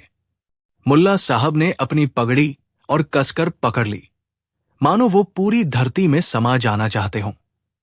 जहां पनाह, बीरबल ने झुकते हुए कहा, मेरा उद्देश्य किसी को नीचा दिखाना नहीं, बल्कि सत्य को स्थापित करना था। क्योंकि महाराज, कल का भविष्य तो छोड़िए, आज अगले पल हवा का रुख क्या होगा, ये भी केवल ईश्वर ही जानता है। हमें वर्तमान पर ध्यान केंद्रित करना चाहिए। अकबर ने प्रसन्न होकर बीरबल को बहुमूल्य मोतियों का हार भेंट किया। उस दिन से शाही दरबार में भविष्यवाणी या अंधविश्वास की बातें करने का साहस किसी ने नहीं किया। मुल्ला दोप्याजा ने चुपचाप शाही दरबार से विदा ली। उनका चेहरा, जो चुनौती से पहले आत्मविश्वास से दमक रहा था, अब शर्मिंदगी से झुका हुआ था। अगले कई दिनों तक वो न तो किसी चर्चा में शामिल हुए और न ही उन्होंने किसी की आंखों में आंखें डालकर बात की। शाही रसोई में मुल्ला साहब ने खुद को केवल अपने प्रिय व्यंजन दोप्याजा को पूर्णता देने तक सीमित कर लिया। दरबारियों के बीच ये घटना एक मजेदार किस्सा बन गई थी। जब भी कोई अति उत्साहित होकर किसी विषय पर लंबी चौड़ी बातें करता, तो बीरबल मुस्कुराकर कह देते, कहीं आज हमारे मुल्ला साहब फिर से कल का इतिहास न बता दें। ये सुनकर पूरा दरबार ठहाकों से गूंज उठता। मुल्ला दोप्याजा को अपनी गलती का पूर्ण बोध हो चुका था। उन्होंने भविष्य की चिंता छोड़ वर्तमान में केवल स्वादिष्ट पकवान बनाने को ही अपना सच्चा कर्म मान लिया। इस प्रकार एक झूठी भविष्यवाणी ने उन्हें दरबार का बेहतरीन रसोइया बना दिया। मुल्ला दोप्याजा की रसोई में ऐसी लगन आई कि पूरे आगरा में उनके बनाए व्यंजनों की धूम मच गई। खास तौर पर उनके नाम पर प्रसिद्ध दोप्याजा व्यंजन की महक मीलों दूर से भी लोगों को खींच लाती थी। बादशाह अकबर भी अब मुल्ला के हाथ के बने भोजन की प्रशंसा किए बिना नहीं रह पाते थे। एक दिन जब मुल्ला ने बादशाह के सामने एक अति उत्तम केसरिया खीर पेश की, तो बीरबल ने भोजन का पहला कौर चखते ही अपनी चिरपरिचित मुस्कान के साथ चुटकी ली। वाह मुल्ला साहब, ये खीर तो इतनी शानदार है कि अगर आप कल इसकी भविष्यवाणी करते तो शायद हमें यकीन ही नहीं होता कि कोई भोजन इतना स्वादिष्ट हो सकता है। इस बार मुल्ला दोप्याजा क्रोधित नहीं हुए, बल्कि उन्होंने हंसकर सिर झुका दिया।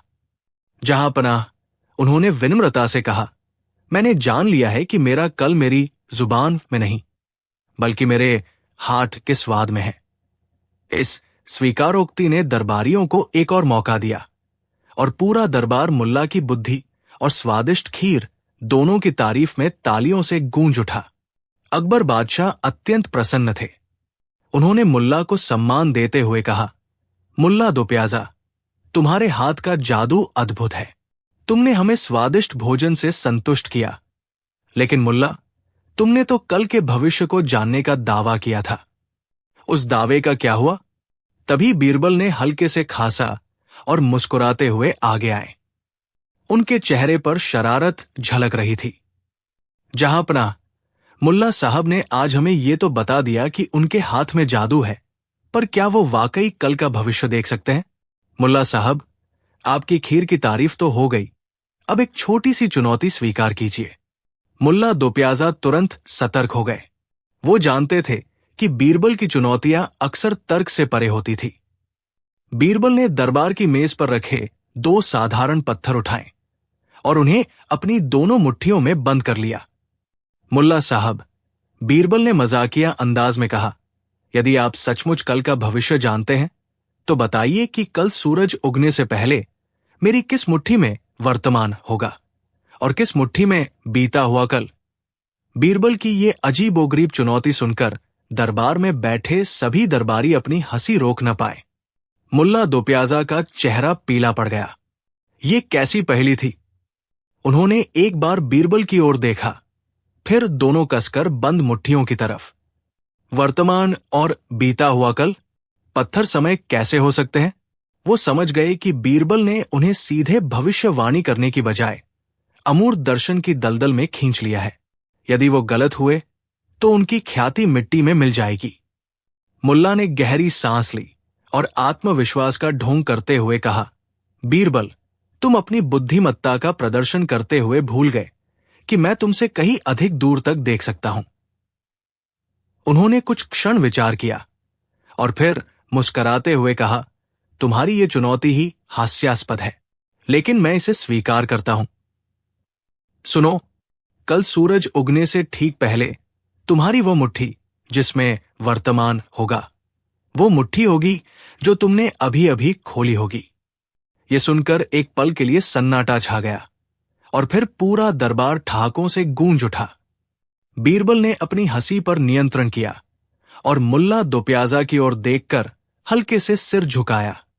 मुल्ला जी, ये अद्भुत है। आपने भविष्य को इतना सरल बना दिया कि उसे बस वर्तमान का ही प्रतिबिंब होना पड़ा। उन्होंने अपनी वह मुट्ठी जिसे उन्होंने थोड़ी देर पहले बंद किया था, उसे फिर से मेज पर रखते हुए कहा, ठीक है, मैं इस हास्यास्पद चुनौती को स्वीकार करता हूं। कल सुबह हम देखेंगे कि आपका वर्तमान किस तरह से भविष्य बन जाता है। बादशाह अकबर इस पूरे घटनाक्रम से अत्यंत प्रसन्न थे। उन्होंने जोर से ताली बजाई। ये तो बड़ा मजेदार खेल हो गया। कल सुबह दरबार इसी रहस्योद्घाटन के लिए सजेगा।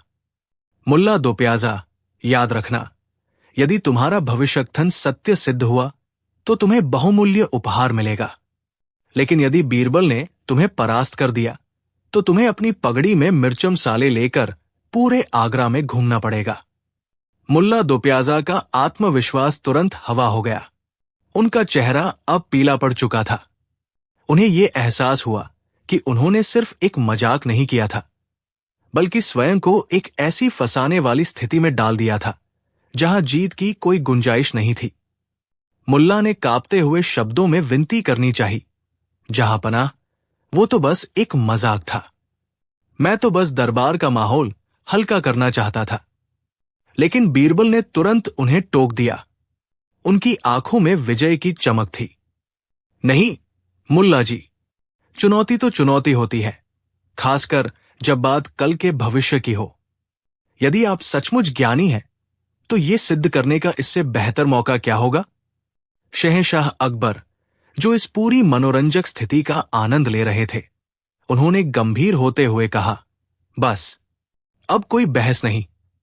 दरबार अब कल सुबह ठीक समय पर लगेगा। मुल्ला दोप्याजा, मैं उम्मीद करता हूं कि तुम्हारी भविष्य दृष्टि तुम्हारी पगड़ी के बोझ को कम कर पाएगी। दरबार बर्खास्त हुआ। मुल्ला दोप्याजा लगभग भागते हुए बाहर निकले। उन्हें समझ नहीं आ रहा था कि वो कल सुबह कौन सा ऐसा दावा करें जो बीरबल की तीव्र तर्क शक्ति से बच सके। उन्होंने रात भर करवटें बदली, जबकि बीरबल चैन की नींद सो रहे थे, क्योंकि वो जानते थे कि उन्होंने आधी जीत तो मुल्ला के चेहरे पर आई घबराहट को देखकर ही हासिल कर ली थी। अगली सुबह दरबार पूरी भव्यता के साथ सजा हुआ था। बादशाह अकबर सिंहासन पर विराजमान थे और उनके चेहरे पर उत्सुकता स्पष्ट झलक रही थी। मुल्ला दोप्याजा दबे पांव, पीले पड़ चुके चेहरे और सूजी हुई आंखों के साथ धीरे से उपस्थित हुए। उनकी पगड़ी पहले से भी ज्यादा तिरछी लग रही थी, मानो वो उनका साथ छोड़ना चाहती हो। बादशाह अकबर गंभीर होते हुए बोले, मुल्ला, हम समय व्यर्थ नहीं करेंगे। बताओ, कल की सुबह क्या होने वाला है? हमें तुम्हारी भविष्य दृष्टि का प्रमाण दो। मुल्ला ने कांपती आवाज में बहुत सोच समझकर एक सुरक्षित दावा पेश किया। जहां पनाह, कल सुबह आपके शाही बाग में उगे सबसे दुर्लभ गुलाब में एक और कली खिल जाएगी और उस कली पर बैठने वाली पहली तितली का रंग नीला होगा। बीरबल तुरंत आगे आए। उनकी आंखों में शरारत थी। उन्होंने एक ऊंची आवाज में कहा, वाह मुल्ला जी, भविष्य का इतना सूक्ष्म ज्ञान, तब तो इसे आजमाना ही पड़ेगा। जहां पनाह, मैं प्रस्ताव करता हूं कि हम मुल्ला जी को अभी से एक बंद कमरे में रख दें। कमरे में कोई खिड़की नहीं होगी, कोई संपर्क नहीं होगा। हम कल सुबह देखेंगे कि क्या उनकी बताई नीली तितली उस नई कली पर सचमुच बैठती है या नहीं। दरबार में कानाफूसी शुरू हो गई। मुल्ला के माथे पर पसीना छलक आया। यह तो बीरबल की सीधी चुनौती थी। अगर वो सच नहीं हुआ तो मुल्ला को पता ही नहीं चलेगा कि वो क्यों गलत साबित हुए। बीरबल ने फिर जोड़ा, और मुल्ला जी, यदि ये दावा भी विफल हुआ तो कल आपको दरबार में 2 प्याज़ाज की जगह 3 प्याज़ाज बनाकर आना होगा। अकबर अपनी हंसी रोक नहीं पाए। पूरा दरबार बीरबल के इस हास्यास्पद दंड पर खिलखिला उठा। मुल्ला 2 प्याज़ा का चेहरा पीला पड़ गया। 3 प्याज़ा का ख्याल उन्हें अंदर तक कंपा गया। उन्हें अपनी अज्ञानता पर पर्दा डालना मुश्किल हो गया था। उन्होंने लड़खड़ाती आवाज में कहा, जहां पनाह, मेरी दृष्टि दिव्य है, कल आप अवश्य देखेंगे। लेकिन उनके माथे की शिकन बता रही थी कि उन्हें खुद पर रत्ती भर भी विश्वास नहीं रहा था। वो रात मुल्ला के लिए सदियों जितनी लंबी गुजरी, करवटें बदलते हुए। अगले दिन सुबह होते ही दरबार में उत्सुकता चरम पर थी। सभी ने नई खिली हुई कली को ध्यान से देखा, जो एक छोटे से गुलदस्ते में रखी थी। अकबर उत्सुकता से बीरबल की ओर मुड़े। अभी तक न कोई नीली तितली दिखी थी, न कोई हलचल। मुल्ला 2 प्याज़ा दबे पाव धीरे धीरे दरबार में दाखिल हुए। उनका आत्मविश्वास हवा हो चुका था। बीरबल ने मजाकिया लहजे में पूछा, क्यों मुल्ला जी, आज की तैयारी 3 प्याज़ाज की है या अभी भी 2 प्याज़ाज पर टिके हैं? मुल्ला कुछ जवाब दे पाते इससे पहले ही बीरबल ने गुलदस्ते की तरफ इशारा किया। सभी की सांसें थम गई। कली धीरे धीरे खुली। मुल्ला 2 प्याज़ा की आंखें डर से फैल गई कि कहीं सचमुच नीली तितली ना आ जाए। लेकिन जैसे ही फूल पूरी तरह खिला, उसके भीतर कोई नीली तितली नहीं थी। इसके बजाय बीरबल ने बड़े सलीके से फूल के केंद्र से एक छोटा सा रंगीन कागज का गोला निकालकर रख दिया। बीरबल ने मुस्कुराते हुए अकबर से कहा, महाराज, मुल्ला जी ने भविष्य तो सही बताया था, बस तितली नहीं, चिट्ठी आने वाली थी। फिर उन्होंने मुल्ला की ओर मुड़कर पूछा, क्यों मुल्ला जी, ये कागज का टुकड़ा भविष्य में आपने ही तो छिपाया होगा। मैंने आपको बाग में 3 प्याज़ार की जगह कागज प्याज़ा लगाते देख लिया था। ये सुनते ही दरबार ठहाकों से गूंज उठा। अकबर अपनी हंसी रोक नहीं पाए और जोरदार ठहाका लगाते हुए बीरबल को शाबाशी दी। मुल्ला 2 प्याज़ा का चेहरा शर्म से टमाटर जैसा लाल हो गया। अब वो भविष्य जानने के बजाय वर्तमान में छिपने की जगह ढूंढ रहे थे, जबकि बीरबल ने उस कागज के गोले को खोलकर पढ़ने का नाटक शुरू कर दिया। बीरबल ने कागज के उस छोटे से गोले को बड़े ध्यान से खोला और उसे अपनी आंखों के करीब ले जाकर पढ़ने का गंभीर नाटक किया। कुछ पल के सन्नाटे के बाद उन्होंने नाटकीय अंदाज में घोषणा की, जहां पनाह, इस भविष्य के कागज में लिखा है कि कल मुल्ला 2 प्याज़ा को 3 प्याज़ा की जगह केवल पानी प्याज़ा खाने को मिलेगा। दरबार में एक और जोरदार ठहाका गूंज उठा। मुल्ला 2 प्याज़ा ने हार मान ली और हाथ जोड़कर बोले, माफ करना बीरबल, अब मैं समझ गया कि भविष्य जानने की कोशिश केवल वर्तमान की बेइज्जती करवाती है। बादशाह अकबर ने अपनी दाढ़ी सहलाते हुए कहा, बीरबल, तुमने मुल्ला की भविष्य दुकान बंद करवा दी। जाओ मुल्ला जी, अब जाओ और अपनी वर्तमान शर्मिंदगी धो। कल से सिर्फ आज का काम देखना। मुल्ला चुपचाप सिर झुकाकर वहां से खिसक गए। मुल्ला के जाते ही बादशाह अकबर ने संतुष्टि भरी सांस ली। उन्होंने बीरबल को अपने पास बुलाया और उनकी पीठ थपथपाई। वाह बीरबल, आज तुमने सिर्फ एक दरबारी को नहीं सुधारा, बल्कि एक महत्वपूर्ण सबक सिखाया है। अकबर ने कहा, भविष्य की चिंता में डूबकर लोग अपना वर्तमान गवा देते हैं। तुम्हारी ये पानी प्याज़ा वाली भविष्यवाणी केवल मुल्ला के लिए नहीं, बल्कि हम सब के लिए एक चेतावनी थी। बीरबल ने मुस्कुराते हुए अदब से कहा, हुजूर, जब तक हम वर्तमान का स्वाद नहीं चखेंगे, तब तक भविष्य का शोर हमें डराता रहेगा। मुल्ला को अब आज की प्यास छीलनी चाहिए, न कि कल की बिरयानी पकानी चाहिए। अकबर जोर से हंस पड़े। तुम्हारे तर्क हमेशा अचूक होते हैं। अब मुझे बताओ, तुम्हारे नसीब में आज रात क्या लिखा है? क्योंकि मेरे हिसाब से आज शाही रसोई में तुम्हारे लिए विशेष पकवान बनने वाले हैं। बीरबल ने चुटकी ली, हुजूर, मेरे नसीब में तो बस आज की सुखद नींद लिखी है, क्योंकि मैंने वर्तमान में एक बेवकूफी टाल दी है। अकबर ने जोरदार कहकहा लगाया और फिर अपनी नजरें मुल्ला दो प्याजा पर टिका दी, जो अपमान से सिकुड़ कर खड़े थे। मुल्ला, बादशाह ने कहा, तुम जो भविष्य की इतनी बातें करते हो, तो अब मेरा एक छोटा सा संदेह दूर करो। बीरबल ने अपनी मुस्कान रोकी नहीं। वे जानते थे कि अब असली खेल शुरू होगा। अकबर ने आगे झुककर चुनौती पेश की। हम जानते हैं कि तुम कल का भविष्य जानते हो, इसलिए सुनो, आज रात हम तुम्हें विशेष रूप से 3 रंग के कंबल देंगे, लाल, पीला और हरा।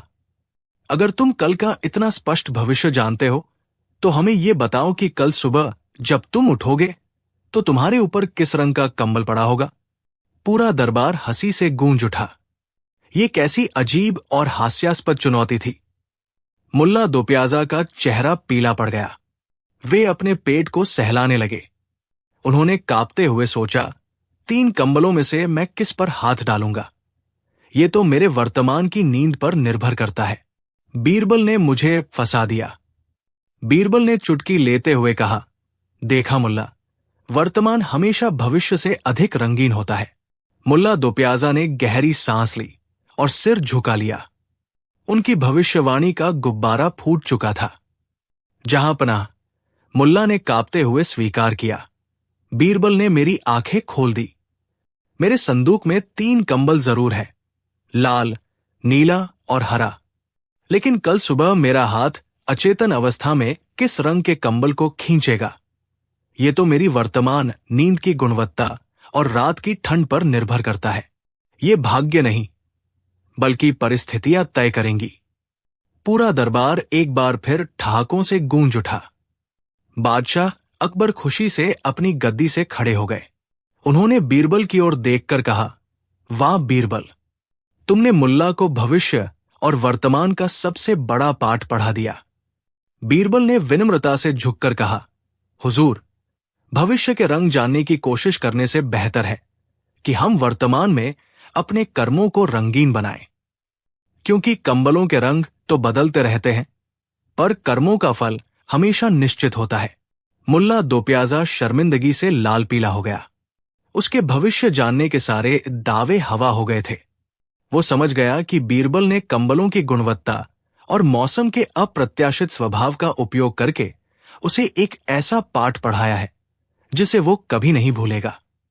मुल्ला ने झेंपते हुए कहा, हुजूर, बीरबल की बुद्धिमत्ता के आगे मेरी भविष्यवाणियां केवल बचकानी बातें थी। मैं स्वीकार करता हूं कि वर्तमान पर ध्यान केंद्रित करना ही सबसे बड़ा ज्ञान है। बादशाह अकबर ने इस पर प्रसन्नता व्यक्त की। उन्होंने मुल्ला दो प्याजा को क्षमा किया और फिर बीरबल की ओर मुड़कर कहा, बीरबल, तुमने केवल भविष्य नहीं बल्कि मानवीय अहंकार को भी मात दी है। तुम्हारा ज्ञान अमूल्य है। उन्होंने तुरंत कोषाध्यक्ष को आदेश दिया कि बीरबल को उनकी अद्भुत हाजिर जवाबी के लिए 100 स्वर्ण मुद्राएं और भविष्य के लिए सर्वोत्तम गुणवत्ता वाला एक मखमली कंबल भेंट किया जाए। पूरा दरबार एक बार फिर खुशी की आवाजों से भर उठा। बीरबल ने विनम्रता से ये भेंट स्वीकार की। मुल्ला दो प्याजा, जो अपमान और ईर्ष्या से लाल पीले हो रहे थे, सिर झुकाए खड़े थे। उन्हें 100 स्वर्ण मुद्राओं से ज्यादा वो भविष्य वाला मखमली कंबल अखर रहा था, जो उनके भविष्य जानने के दावे का सीधा उपहास था। बादशाह अकबर ने अब दरबार की कार्यवाही समाप्त करने की घोषणा की। जब बीरबल मखमली कंबल और स्वर्ण मुद्राओं की थैली लेकर जाने लगे, तो उन्होंने जानबूझकर मुल्ला दो प्याजा के पास रुककर एक और चुटकी ली। मुल्ला जी, बीरबल ने हंसते हुए कहा, आपके भविष्य ज्ञान के कारण ही आज मुझे ये शानदार भेंट मिली है। कम से कम अब मैं सुनिश्चित हूं कि मेरा कल रात ठंड में नहीं बीतेगा। शायद भविष्य जानने का यही सबसे आसान तरीका है, वर्तमान में नेक कर्म करते रहना। मुल्ला के चेहरे पर आया गुस्सा फीकी ग्रजिंग मुस्कान में बदल गया। पूरे दरबार में फिर जोरदार ठहाके गूंज उठे और मुल्ला दो प्याजा ने मन ही मन ये तय कर लिया कि बीरबल से बौद्धिक प्रतिस्पर्धा करना अभी भी उनके बस की बात नहीं थी। मुल्ला दो प्याजा ने मन ही मन ये तय कर लिया कि बीरबल से बौद्धिक प्रतिस्पर्धा करना अभी भी उनके बस की बात नहीं थी। लेकिन मुल्ला का अहंकार इतनी आसानी से शांत होने वाला नहीं था। उन्होंने अपनी पगड़ी को कसकर बांधा और फिर से बादशाह के सामने खड़े हो गए। हुजूर, मुल्ला ने गला साफ करते हुए कहा, कल की मामूली घटनाओं को छोड़िए। मैं कल के सबसे महत्वपूर्ण घटनाक्रम की सटीक भविष्यवाणी कर सकता हूं। बादशाह अकबर, जो इस मनोरंजन का पूरा आनंद ले रहे थे, बोले, तो बताओ मुल्ला, कल ऐसा क्या होने वाला है? मुल्ला ने आत्मविश्वास से अपनी उंगलियों को हवा में घुमाया। कल दोपहर तक जहां पनाह, आपकी रसोई का सबसे बड़ा कड़ाही, जिसमें रोज शाही खाना बनता है, अचानक कहीं गायब हो जाएगा। बीरबल तुरंत उठे और चुनौती देते हुए बोले, मुल्ला जी, ये तो किसी चोर का काम हुआ, भविष्यवाणी नहीं। असली चुनौती ये नहीं है कि कड़ाही गायब होगा, बल्कि ये है कि जब वो गायब होने वाला होगा, क्या आप ये भविष्यवाणी कर सकते हैं कि उस समय आपके पेट में कितनी भूख बाकी रहेगी? ये सुनकर दरबार में ठहाके गूंज उठे। बादशाह अकबर अपनी कुर्सी पर हंसते हंसते लोटपोट हो गए। मुल्ला दोप्याजा का चेहरा इस निरर्थक मगर बेतुकी चुनौती को सुनकर उतर गया, क्योंकि वो जानते थे कि बीरबल ने उनके भविष्य ज्ञान को उनके दैनिक जीवन की सबसे बुनियादी जरूरत से जोड़कर उसे मजाक बना दिया था। मुल्ला दोप्याजा ने गहरी सांस ली और अपनी पगड़ी को संभालते हुए कृत्रिम गंभीरता ओढ़ ली। उनके माथे पर पसीने की बारीक बूंदें झलक रही थी। जहां पनाह, ये तो अन्याय है, मुल्ला ने बचाव करते हुए कहा। एक भविष्यवक्ता और एक पेटू आदमी में भेद होता है, भूख और प्यास। ये तो भौतिक है, मैं आत्माओं और ग्रहों के संतुलन की बात कर रहा था। और बीरबल ने उसे पेट की गुड़गुड़ाहट से तुलना कर दिया। बीरबल ने बड़े सम्मान से झुककर कहा, मुल्ला जी, यदि आप कल होने वाली सबसे छोटी और सबसे आवश्यक चीज का अनुमान नहीं लगा सकते कि आपकी देह को क्या चाहिए, तो आप ब्रह्मांड की बड़ी घटनाओं का दावा कैसे कर सकते हैं? पेट की भूख इच्छाओं की जननी है। जो अपनी इच्छा को नहीं पहचानता, वो भविष्य को क्या जानेगा? बादशाह अकबर ने अपना माथा पकड़ लिया। उनकी हंसी रुक नहीं रही थी। बीरबल ने ठीक कहा, मुल्ला, तुम अपनी भविष्यवाणियां वापस लो, लेकिन कल दरबार में आने से पहले तुम्हें यह लिखकर लाना होगा कि तुम आज रात कितनी बार जम्हाई लोगे और कल कितनी प्यास महसूस करोगे। सारा दरबार फिर से जोरदार हंसी में डूब गया और मुल्ला दोप्याजा शर्म से पानी पानी हो गए। मुल्ला दोप्याजा ने वो रात घोर बेचैनी में गुजारी। भविष्य जानने का उनका सारा अभिमान चूर चूर हो गया था। उन्होंने सोने से पहले 100 बार कोशिश की कि जम्हाई को गिन सके, पर जैसे ही उन्होंने गिनती शुरू की, जम्हाई आनी बंद हो गई और जब उन्होंने सोचना बंद किया तो वे अनियंत्रित हो गई।